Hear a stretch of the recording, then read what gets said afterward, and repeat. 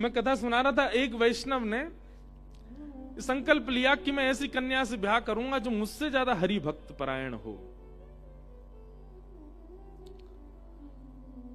ढूंढे से नहीं मिली महाराज, बैठे रहे, आयु धीरे धीरे निकलती जा रही है। तभी उनके एक रिश्तेदार आए, उन्होंने एक कन्या की खोज करी और आके उनको बताया, बोले एक कन्या हमको मिली है और तुमसे ज्यादा भक्त है। तो उन्होंने पूछा क्या गुण देखा आपने उसमें? बोले उसने ये संकल्प लिया है कि वो रोज अपने पिता से कहकर के 1000 संतों को प्रसाद पवाती है, और उसने संकल्प लिया है कि मैं उसी घर में ब्याह करूंगी जो रोज कम से कम 1000 संतों को प्रसाद पवावे। महापुरुष बड़े प्रसन्न हो, बोले वाह ये बढ़िया है, ये तो हमसे ज्यादा वैष्णव, हमसे ज्यादा भक्त है, इससे हमारा ब्याह हो जाए।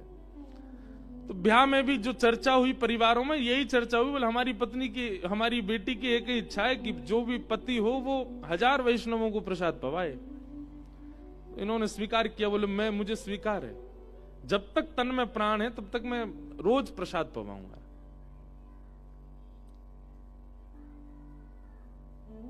प्रसाद पवाने लगे, ब्याह हो गया।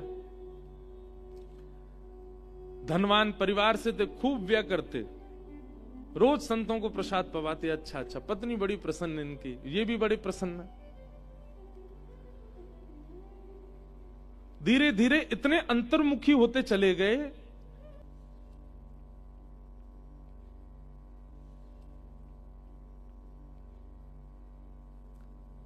अब चिंता होने लगी, अब कैसे पवाएं, अब धन तो बचा नहीं।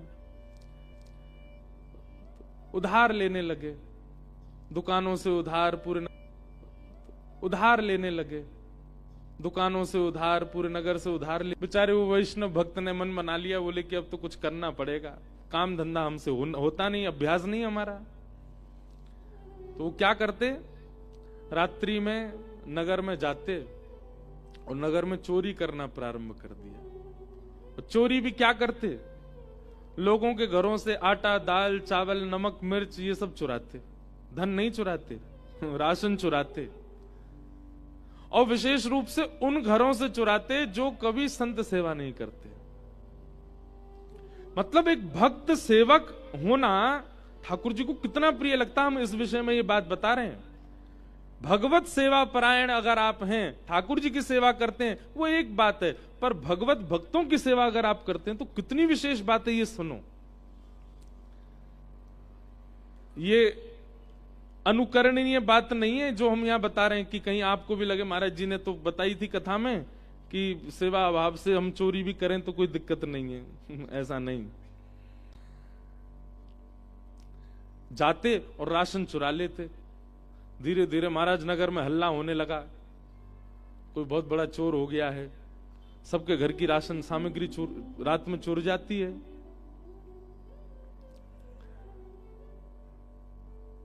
ठाकुर जी एक दिन वैकुंठ में बैठे बैठे बड़े प्रसन्न हो रहे थे। लक्ष्मी जी ने पूछा, आप बड़े प्रसन्न हैं, क्या बात है?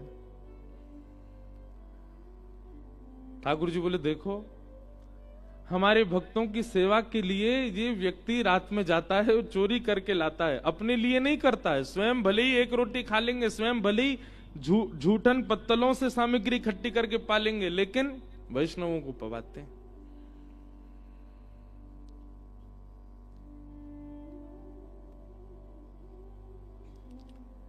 लक्ष्मी जी बोली, आपके मन में क्या भावना आ रही है? बोले, भावना तो बस एक ही आ रही है। बोले, क्या? बोले, अब मैं जाऊं और स्वयं जाकर के अब ये बड़े वाले चोर बन गए, अब ये राह चलते हुए धनवानों को चोरी करते हैं, तो मैं ऐसा धनवान बन के जाऊं कि अपनी सबरी संपत्ति इनसे चोरी करवा लूं, ताकि इनकी सेवा कभी रुके ना।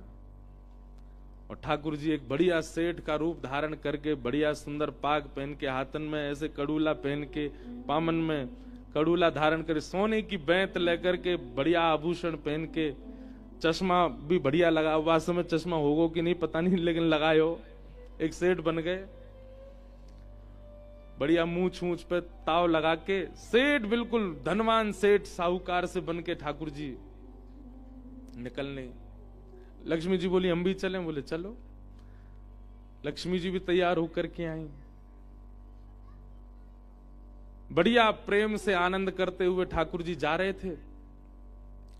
तभी जैसे ही इन्होंने, ये वैष्णव वहां अब रोड मार्ग में खड़ा रहता था, आते जाते लोगों को चोरी करता था। इसने जैसे ही देखा ठाकुर जी को आते भये, उनके संपूर्ण अंग पर जितने आभूषण थे सबको देख करके इसने अनुमान लगा दिया कि बोले भैया इतनी संपत्ति पहन करके जा रहा है कि अगर ये मैं हरण कर लूं तो आगामी 20-30 साल तक संत सेवा रुकेगी नहीं, चलती रहेगी। जूती देख करके, बेंत देख करके, मालाएं देख करके, कुंडल देख करके सबका आकलन लगा लिया। बोले कितनी व्यवस्था हो गई संतो सेवा की, बढ़िया है, इनका हरण करो। ठाकुर जी गए, बेंत खटकाते हुए जैसे ही आगे जाने लगे, तुरंत वो वैष्णव आ गया। बोले महाराज कहां जा रहे हैं? बोले आगे के गांव में हमारा एक व्यापार है, वहां जा रहे हैं, साथ में हमारी गृहिणी है, पर हमने सुना है ये बीच का जो गांव है यहां पर कोई बहुत बड़ा चोर रहता है, वो अपहरण कर लेता है। हमें संकोच हो रहा है, हम तो ये सामान्य से गहने पहन करके, अभी पूर्ण श्रृंगार नहीं है ये तो हमारी साधारण, इतना तो पहन के सोते हैं हम रात में।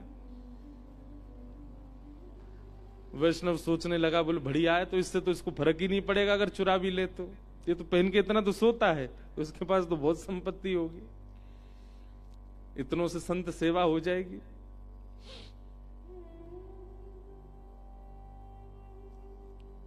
तुरंत वो वैष्णव बोले भगवान सामने गांव में मत जाइएगा, वहां पर वो चोर रहता है और उसका पूरा परिवार ही ऐसा ही है, मेरे पास एक गुप्त रास्ता, वहां से मैं ले चलूं।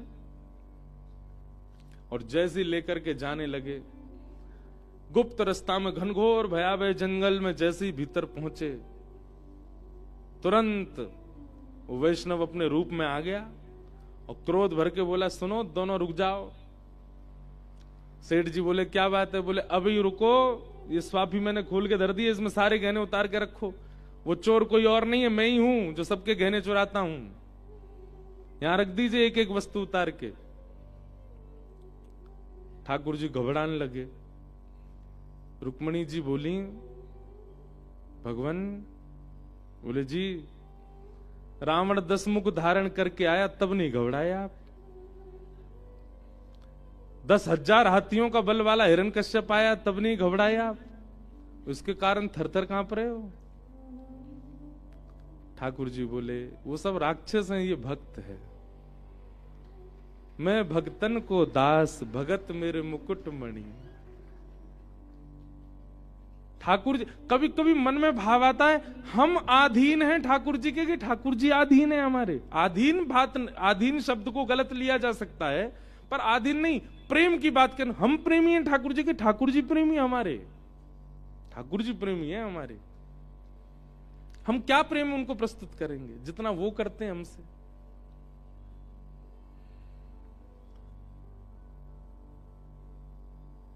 ठाकुर जी धीमे धीमे अपने सारे आभूषण उतार उतार के धरते जा रहे हैं।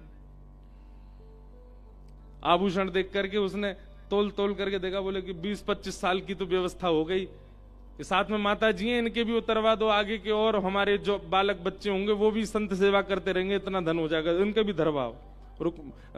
लक्ष्मी जी ने भी उतार उतार के सब धर दिए। ठाकुर जी बोले भैया अब हम कंगाल हो गए, अब तो जान दो हमको। जैसे भगवान ने हाथ जोड़े तो एक अंगूठी थी, बोले ये कहां पहन के जा रहे हो? इससे तो 2-3 साल की व्यवस्था हो जाएगी संतों की, उसको उतारो। ठाकुर जी खेचन लगे, अब वो निकरे नहीं बाहर। बोले भैया ये निकर नहीं रही है, बहुत बहुत ज्यादा गरिष्ठ हो गई है, अब इसको तो रहने दो, इतने से क्या कर लोगे? वो नहीं नहीं 5 साल की व्यवस्था है संतों की, ऐसे कैसे जान देंगे? लक्ष्मी जी भी खेचन लगी, नहीं निकली तो वैष्णव ने उंगली पकड़ी, वो सुनो इसको काट देते हैं। क्या करोगे इस उंगली का, कोई काम तो है नहीं है। ठाकुर जी बोले भैया इतने भी वो मत बनो, तुम उंगली काट दोगे हमारी। बोले और नहीं क्या करना, संत सेवा होगी। उंगली पकड़ के जैसे ही काटन लगे महाराज, तुरंत शंख चक्र गदा पद्म चतुर्भुज रूप धारण करके ठाकुर जी प्रकट है गए। ठाकुर जी जैसे प्रकट भये, उसने रूप देखा, स्वरूप देखा, लक्ष्मी जी को देखा,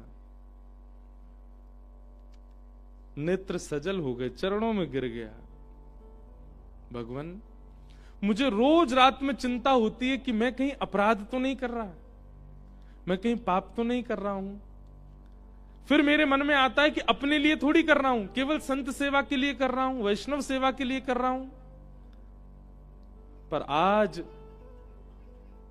अपने भगवान को हरण करने की स्थिति में मैं आ गया, उनकी उंगली काटने की स्थिति में मैं आ गया। निश्चित है कि मैंने अब तक जो किया वो निश्चित अपराध ही होगा। प्रभु, एक क्षण भी अब मुझे जीवित नहीं रहना, इसी समय सुदर्शन चक्र से मेरा सर धड़ से अलग कर दीजिए, क्योंकि जीवित रहूंगा तो मैं अपनी पत्नी को दिए वचन मैं उसको भुला नहीं सकता, मुझे रोज 1000 वैष्णवों को पवाना है, इसलिए आप मेरा वध कर दीजिए, आज मुझे यहीं नष्ट कर दीजिए। ठाकुर जी ने तुरंत उठा करके हृदय से लगाया, बोले तुम क्या सोचते हो, तुम्हारी सामर्थ्य है हमारा हरण करने की, हमारा अपहरण करने की, या हमारी वस्तुएं चुराने की? तुम्हारी सामर्थ्य नहीं है, ये हम खुद आए थे करवाने के लिए। हम तुमसे बिल्कुल उदास नहीं है, हम बिल्कुल नाराज नहीं, तुम्हारा कोई पाप नहीं है, क्योंकि तुमने अपने प्रयोजन में, अपनी उपयोगिता में उसका कोई व्यय नहीं किया, सब तुमने भगवत सेवा में लगाया, इसलिए हम तुमसे बिल्कुल भी नाराज नहीं है। चलो, अब हमने इतनी व्यवस्था तुम्हारी कर दी है कि जब तक तुम्हारे प्राण हैं तब तक तुम्हारी सेवा रुकेगी नहीं, तुम्हें कुछ और करना नहीं पड़ेगा, जाओ।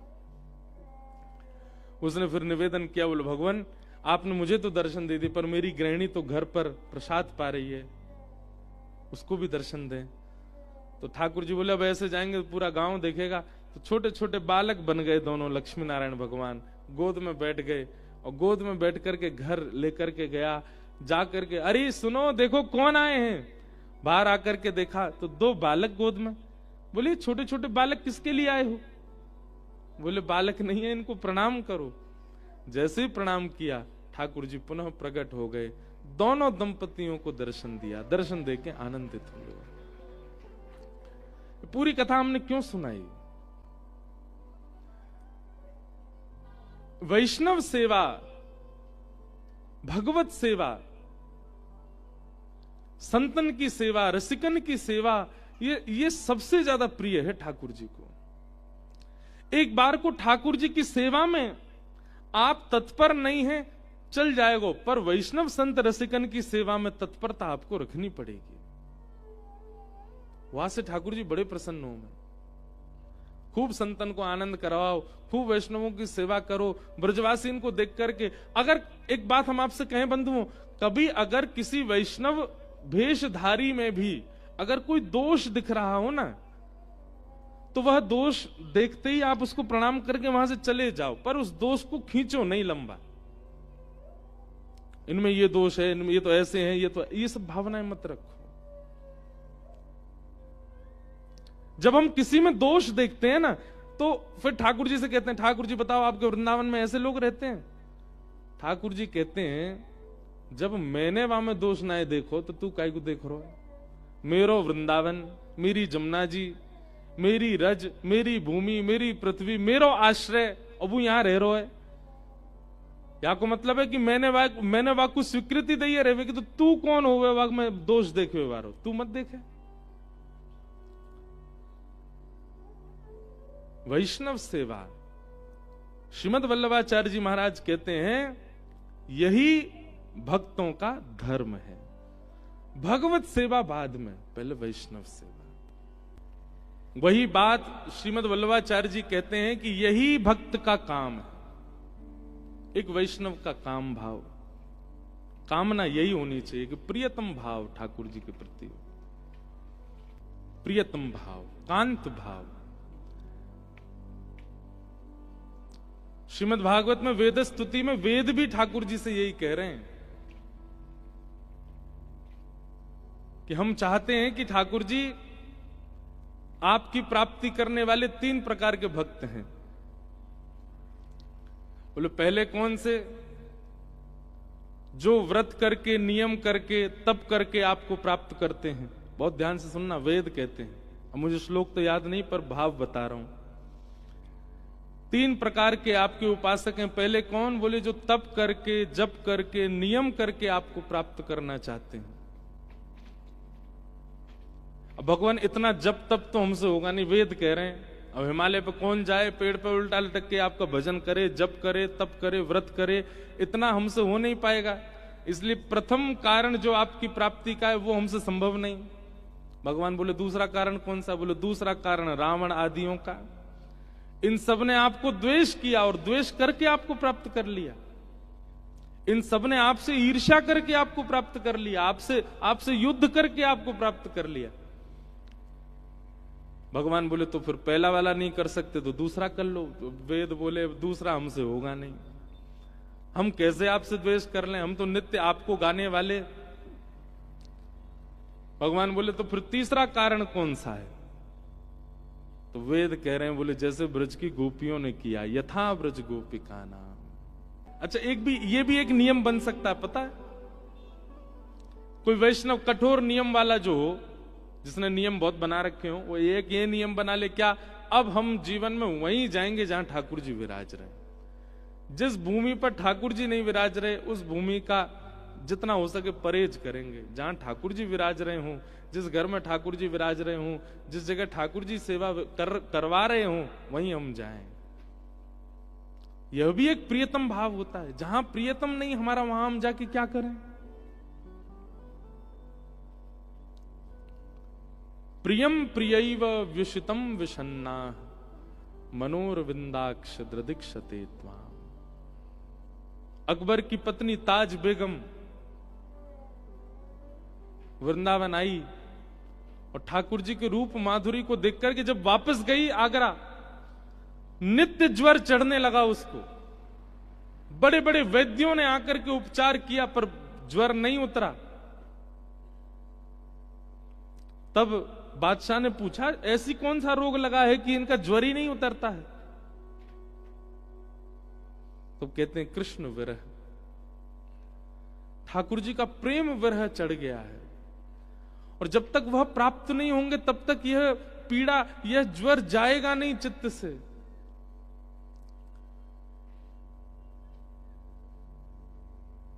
सदा के लिए आ गई वृंदावन और ताज बेगम वृंदावन ही रहती। और वृंदावन रहकर के अब उनको कई मंदिरों में प्रवेश नहीं करने दिया जाता था, तो बाहर बैठी बैठी चिंतन करती थी, बाहर बैठी बैठी गाती थी, बाहर बैठी बैठी अनुभव करती थी। आज ऐसे लग रहे होंगे ठाकुर जी। एक बात कहें, प्रेम में शिकायत नहीं होती, और जहां शिकायत है समझो वहां प्रेम में कोई कमी तो है। ताज बेगम ने शिकायत नहीं की ठाकुर जी से। आज भी नाथद्वार में जब होली प्रारंभ होती है तो धमार का सबसे पहला संकीर्तन ताज बेगम का गाया जाता है। और वो मुझे याद नहीं है वो पद, नहीं तो मैं सुनाता आपको। उसकी अंतिम कड़ी मुझे याद है। प्रथम कड़ी भी है, बहुरी ढप बाज रहे। ताज बेगम लिख रही हैं कि पूरे वृंदावन में उत्सव मन रहा है। गोपियां कैसे नाच रही हैं, नंद बाबा कैसे आनंद कर रहे हैं, यशोदा मैया कैसे उल्लसित हो रही हैं, दाऊ दादा कैसे रंग उड़ा रहे हैं, गैयाओं की स्थिति क्या, यमुना जी कैसी लग रही हैं, सबका वर्णन किया। लिखते लिखते ताज बेगम ने जब अपना पद देखा तो वो सब आ गए, लेकिन ठाकुर जी नहीं आए पद में। कोई विचार करके तो लिखते नहीं थे वैष्णव, उनको तो बस भाव आते रहते, तो वो तो भाव में ठाकुर जी नहीं आए अभी तक। सबका वर्णन हो गया, वर्णन करते करते करते करते अब फिर वो पद पूरा कैसे हुआ? अब फिर वो पद पूरा कैसे हुआ? जैसे ही ताज बेगम ने अपने प्राण त्यागे वहीं पधार गई। वो हाथ में कलम लगी थी, पद लिख रही थी, ठाकुर जी की भाव लिख नहीं पाई।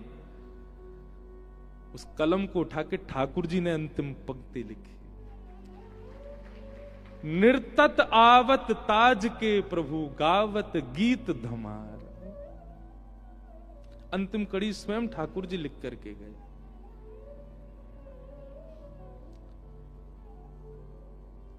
प्रियम प्रियैव व्युषितम विषन्ना। आज भी वो पद गवता है नाथद्वार में। ठाकुर जी के जब होली के धमार गवते हैं, उनमें ताज बेगम का भी पद गवता है, उसमें अंतिम कड़ी स्वयं श्रीजी बाबा श्रीनाथ जी ने लिखी है। निर्तत आवत ताज के प्रभु, गावत गीत धमार। प्रियम प्रियैव विशितम विषन्नाह मनोरविंदाक्ष दृदीक्षते त्वां। जैसे एक प्रियतमा प्रेम करती है अपने प्रियतम से, वैसी भावना ठाकुर जी के प्रति हो जाए। और एक बात हमको बार बार ये बात कहना पड़ता है, क्योंकि सोशल मीडिया इतना प्रचंड हो चुका है इस वक्त, लोग अपने प्रियतम भाव को भी बहुत प्रचारित कर देते हैं ठाकुर जी के प्रति जो उनका होता है। नहीं, आपके बगल वाले को भी पता ना चले कि आप ठाकुर जी को किस दृष्टि से देख रहे हो, यह प्रियतम का स्वभाव होता है, ये प्रियतमा का स्वभाव होता है। उसको लगे कि सामान्य दर्शनार्थी है मेरी तरह, लेकिन आपके भाव, आपकी इच्छा, आपका जो स्वरूप वो बहुत गोपनीय होना चाहिए। आप ठाकुर जी को लाला मानते हो, सबके सामने प्रस्तुत कर दो। आप ठाकुर जी को भैया मानते हो, सबके सामने प्रस्तुत कर दो। आप ठाकुर जी को सखा मानते हो, प्रस्तुत हो जाओ। पर ठाकुर जी को यदि प्रियतम मानते हो, जितना हो सके गोपनीय हो जाओ। वो प्रियतम भाव, कांत भाव प्रकाश का विषय नहीं है। हनुमान जी हनुमंत भेष में रहते हैं और सबको क्या दिखाते हैं, राम जी के दास हैं।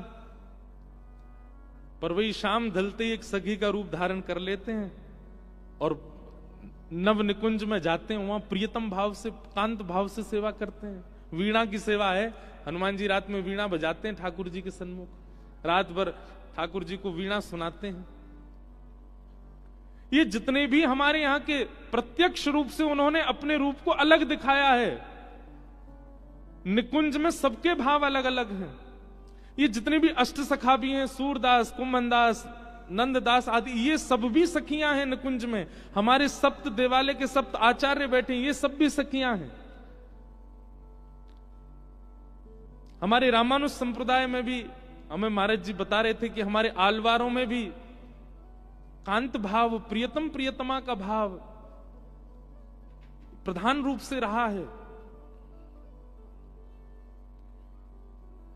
यही है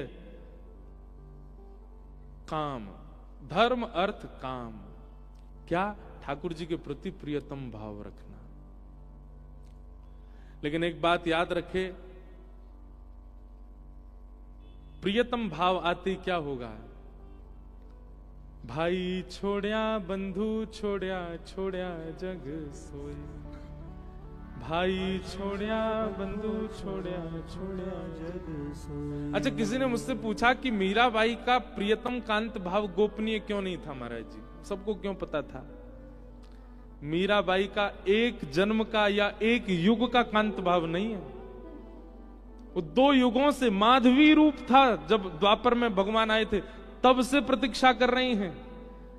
कितने लंबे समय तक माधवी ने गोपनीय रखा अपने प्रियतम भाव को, और इतने लंबे समय का जो गोपनीयत्व था माधवी का, वो कलयुग में प्रकट हो गया मीरा के रूप में। पहले बहुत गोपनीय रखा गया है भैया। जब प्रकाश अद्भुत होता है ना, तो कितना भी ढक लीजिए, कहीं ना कहीं से रोशनी निकल के बाहर आई जाती है। आप ना निकालो, स्वयं प्रकट होने लग जा। मीराबाई ने कहीं प्रकाश नहीं किया, अपने आप प्रकट हो गई उनकी कांत की भावना, उनकी प्रियतमा की भावना। प्रियम प्रियैव व्युषितम विषन्नाः मनोरविंदाक्ष दृदीक्षते त्वां। ये क्या है? धर्म, अर्थ, और अब यह है काम। धर्म क्या है? हरि के जनों की सेवा। अर्थ क्या है? ठाकुर जी के प्रेम भाव में विरही होना। काम क्या है?